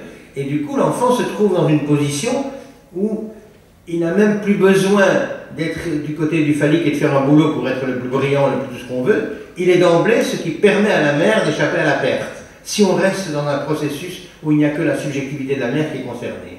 Autrement dit, où il y a ce que j'appelle, pas une forclusion du nom du père, non, parce que ça, aujourd'hui, les mères reconnaissent très bien qu'il y a eu un père, mais il y a ce que j'appelle procréation paternellement assistée. C'est-à-dire, il est le truc qui a été utile pour faire du père, et puis après, c'est fini, on oublie. Alors ça, c'est autre chose. C'est vraiment une autre position qui, je trouve, est en train... Alors moi, je lis ce que je lis chez Lacan. Habituellement, on l'a lu, c'est vrai, beaucoup de collègues l'ont lu, comme étant distinction névropsychose. Mais je ne suis pas sûr que ce soit juste. Un, je dis non, moi personnellement. Deux, je vais plus loin. Je vais dire que ce sont des traits de structure. C'est-à-dire, exactement comme Freud en 1931, dans son article sur la sexualité féminine, tout à coup il dit « Oh, mais je me suis trompé, hein, jusqu'à présent... Enfin, il ne dit pas comme ça, il dit plus intelligemment que moi. Jusqu'à présent, je crois que la fille était pour le père, comme le fils pour la mère. » Il dit « Non, non, non, fils et filles sont tous les deux d'abord dans le lien à la mère. » Autrement dit, c'est exactement, c'est un trait de structure. Derrière toute organisation de chaque sujet, il y a le lien au couple parental, évidemment, mais il y a d'abord et inscrit comme tout premier le lien à la mère, le lien à la subjectivité de la mère, où il peut être comme phallus si cette mère est d'emblée référée au nom du père et à toute l'organisation habituelle, ou bien il peut s'induire peut-être quelque chose de nouveau lié à cette rencontre dans le discours sociétal de plus en plus de possibles qui viennent comme rendre pensable que l'on est en droit d'esquiver la négativation de jouissance qui est pourtant prescrite par le langage. Alors ça devient un trait de structure. Et, à mon avis, du coup, ça ouvre toute une clinique, et c'est ce que je reprocherai violemment à ceux qui lisent le déclin du côté de la diabolisation, parce que ça ouvre une clinique que je trouve aujourd'hui qui est de plus en plus évidente, surtout, en plus, je le dis franchement, que c'est les travailleurs sociaux qui me l'ont apprise, plus que les gens dans mon cabinet, encore que ça commence à arriver, parce qu'évidemment, moi je ne veux pas d'enfants, donc je ne vois pas ça, mais je vois des travailleurs sociaux. C'est une clinique de l'incestuel. C'est-à-dire, c'est une clinique, c'est pour ça qu'on entend tout le temps incestuel. On ne sait plus très bien où le père est venu mettre sa marque, comment ça a marché, est-ce qu'on est déjà accessible à une instance? Non, on a ça. Et pour moi, la clinique de l'incestuel au niveau singulier correspond à une clinique dans l'institutionnel, version non pas excès de pouvoir, qui existe toujours, j'insiste bien, mais version ravage de l'impouvoir, c'est ce que j'appelle la clinique du marécage. C'est-à-dire qu'on est dans la bouillabaisse, quoi. On est nulle part, on ne sait pas s'en sortir, on ne sait plus organiser une vie collective, on ne sait plus même pas une vie, un objectif est même difficile, puisque forcément, si vous voulez mettre un objectif au collectif, vous devez renoncer à une part de jouissance. Il faudra toujours que vous renonciez à une part de jouissance au profit du collectif, c'est comme ça, on n'y coupera pas. Donc voilà toute l'affaire de la clinique de l'incestuel que je trouve extrêmement importante et qui, contrairement à ce qu'on a toujours pensé, laisse des traces. C'est-à-dire que je trouve là-dessus, le texte de Freud est très clair. Il dit à un endroit, on retient tout. L'inconscient retient tout. Mais ce ne sont pas les mêmes traces que celles de l'organisation signifiante du temps où Lacan nous a organisé l'inconscient structuré comme un langage. Là, c'est un peu différent. Ça ne veut pas dire qu'il n'y a pas d'inconscient, mais il est peut-être plus réel, alors comme dirait Colette Solaire, bon, on ne veut pas développer ça, je n'ai pas le background ici pour le faire comme ça, mais je pense que c'est ça qui est visé, en tout cas.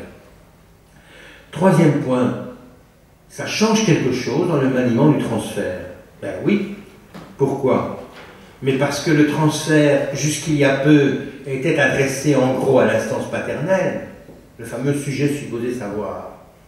Alors qu'aujourd'hui, si vous pensez que vous êtes mis à cette place-là, vous vous leurrez parfois, parce que les gens n'en sont absolument pas là. Ils viennent dégager ou rendre compte de difficultés dans lesquelles ils ne savent mettre aucun ordre, voire même pire aujourd'hui, qu'ils viennent avec tout ce qu'ils ont appris sur Internet concernant leur propre... et ils vous font un tableau extrêmement pointu, à la limite. J'ai un patient comme ça récemment, il est venu il y a 2 mois, je suis phobie sociale, dysmorphophobique, paranoïaque à mes heures, enfin tout ça a été déjà expliqué, et c'est un discours dans lequel il faut cogner, il faut coincer, il faut troubler ça, sinon ça va être il n'y a rien qui va se passer. Alors, autre position aussi, donc finalement on est moins mis à l'instance paternelle pour aller vite, je caricature, hein, mais on est plutôt mis, je trouve, à l'instance maternelle, dont on attend qu'elle ne joue pas au maternel, précisément. C'est-à-dire qu'elle va elle-même trouver le moyen de s'articuler à autre chose, qui va être, ça vaut, je trouve, pour l'institutrice, ça vaut pour plein de gens qui sont mis à cette place-là, où aujourd'hui, si vous êtes trop dans le rappel des lois, ça coule comme l'eau sur les plumes du canard, ça ne vient plus rien dérapeler. Par contre, si vous reconnaissez qu'il y a quelque chose, vous êtes présent à l'autre, il faut donc repenser sa modalité de présence aujourd'hui. Vous voyez que là, c'est un impact important sur la question de manière de transfert. Et c'est aussi un impact important, par exemple, sur la question du silence. Pourquoi est-ce que le silence, pendant des années où nous étions sur les divans, était la manœuvre classique de l'analyste? D'ailleurs, Lacan l'a bien faire le mort, des choses-là cruciales. Pourquoi? Mais parce que si j'allais voir quelqu'un d'autre, avec ce background déjà soumis à l'instance symbolique, alors que je dis qu'aujourd'hui c'est plus affaibli, mais dans ce modèle-là, eh bien évidemment, quand j'allais voir quelqu'un qui se taisait, tout de suite m'apparaissait que son silence était quelque chose qui disait quelque chose de ma vérité, à moi à trouver, à moi à la chercher. Ça allait de soi, d'une certaine manière. Aujourd'hui, si, je suppose que vous en avez déjà tous l'expérience, si vous restez dans le silence, ne fût-ce qu'un rendez-vous, il arrive très souvent que la personne dit « Attendez, il faut que ce soit interactif ici, hein, sinon moi je n'y arrive pas, moi. » Il est en panne. Et c'est pas à déconsidérer, il est vraiment en panne. Parce qu'il n'a plus en lui, c'est de la même façon inscrite cette instance symbolique qui fait qu'il ne peut pas, il n'arrive pas à énoncer, à parler. Où est-ce qu'il va s'accrocher? Tout va glisser, il ne sait pas. La chaîne signifiante. Et c'est pas une atteinte de la trame signifiante comme dans la psychose. C'est plutôt, je cherche à savoir le dire, hein, donc j'y arrive pas encore, une atteinte de la façon dont la trame est liée au corps, où elle est arrimée au corps. Mais ce n'est pas une atteinte de la trame signifiante, on n'a pas de fortune union du père dans cette affaire. On a autre chose à quoi on a affaire, qui fait entre autres que le sujet parfois est complètement, par exemple, j'ai des trucs, je peux vous dire un exemple comme ça, ça va, je peux vous dire un exemple tout à fait bébête, j'ai eu un patient comme ça depuis il y a 3-4 ans, je n'avais jamais eu ça, quelqu'un qui était dans une telle exigence d'avoir une réponse immédiate, que j'ai dû passer mon temps, toutes les séances, à lui dire non, vous ne l'aurez pas. Je ne l'ai pas, personne ne l'a, cette réponse-là immédiate. Il faut que il y a quelque chose à travailler avec vous. Alors, figurez-vous, je vais vous dire comment ça s'est solutionné. Il a fait ça pendant 3 séances par semaine, venant tout le temps me demander la réponse immédiate. Il emmerdait son monde autour de lui et tout le temps avec ça. Une sorte d'exigence d'immédiateté qu'il ne pouvait pas quitter. En plus, il était capable de critiquer que sa sœur, comme il dit, elle veut tout le temps la réponse tout de suite, ça ne va quand même pas. Il était capable de voir chez l'autre, mais lui ne percevait même pas qu'il était entièrement soumis à son univers pulsionnel, sous le prétexte de je ne sais... Ça s'est solutionné comment? Ben, c'est très simple. Ça s'est solutionné parce que la dernière année, j'ai pris de très longues vacances, je me suis arrêté 2 mois. Et quand il est revenu, j'étais tout surpris. Il avait comme intégré l'absence dans la présence. Il avait dialectisé. Il avait joué au Forda, la clinique du Forda était revenue, et avait, probablement à cause de la répétition dans les cures et d'une position d'inscription de dire non, cette satisfaction immédiate, vous ne l'aurez pas, mais vous voyez que ce n'est pas la même chose de vous taire, parce que du coup il faut entendre, ou bien de devoir dire à l'autre qu'il ne l'aura pas. C'est-à-dire que vous devez donner de votre présence pour que l'absence prenne son poids. Ce n'est pas la même chose. Je ne prétends pas ici dire comme ça qu'il faut faire. Je dis comment ça m'est arrivé pour être sensible à cette difficulté de beaucoup de gens aujourd'hui. C'est comme si à l'intérieur d'eux-mêmes, ils n'avaient plus spontanément cette inscription de la dialectique présence-absence. Alors, ça va même encore plus dans un dernier point comme ça. Je vous signale que ça interroge quelque chose qui était classique pour nous aussi, la responsabilité du sujet. Parce que si ça s'est mis en place à un âge aussi précoce que je ne suis en train de l'entendre, c'est-à-dire entre 0 et 3 ans, on ne peut pas entièrement rendre responsable le sujet. Il reste évidemment à sa responsabilité de faire avec comment il a été fait. Ça reste sa responsabilité. Mais il est parfois nécessaire de reconnaître, ou en tout cas de mettre des mots sur le fait que quelque chose, à un moment donné, où il n'en peut pas le qualifier de responsable, s'est passé avec lequel il faudra qu'il fasse. C'est une autre manière quand même de procéder par rapport au modèle dont nous venons. Ben voilà, une série de points sur lesquels je voudrais vous indiquer, et c'est pour ça que je m'oppose à qu'on lise le déclin comme quelque chose purement de négatif et qu'il faut... Non, je pense qu'il y a vraiment quelque chose qu'on peut constater, on ne peut pas être d'accord, c'est autre chose. Moi, quoique c'est quand même de ça qu'il s'agit, mais du coup, paradoxalement, ça ouvre une clinique. Hein. Je vous reprends la célèbre phrase de Freud, dans son texte sur la sexualité féminine. Il disait « Tout ce qui touche au domaine de ce premier lien à la mère m'a paru si difficile à saisir analytiquement, si blanchi par les ans, vague, semblable à une ombre à peine capable de revivre, comme soumis à un refoulement particulièrement inexorable. Eh bien, il me semble que l'actualité de la clinique le contredit.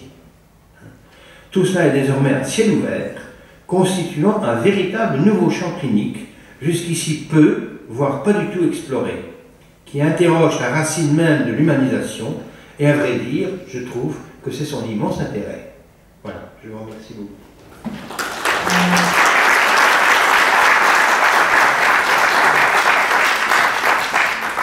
Bien, on se fait un petit quart d'heure de pause, et puis on engage le débat et vos questions. Qu'est-ce qu'il veut ?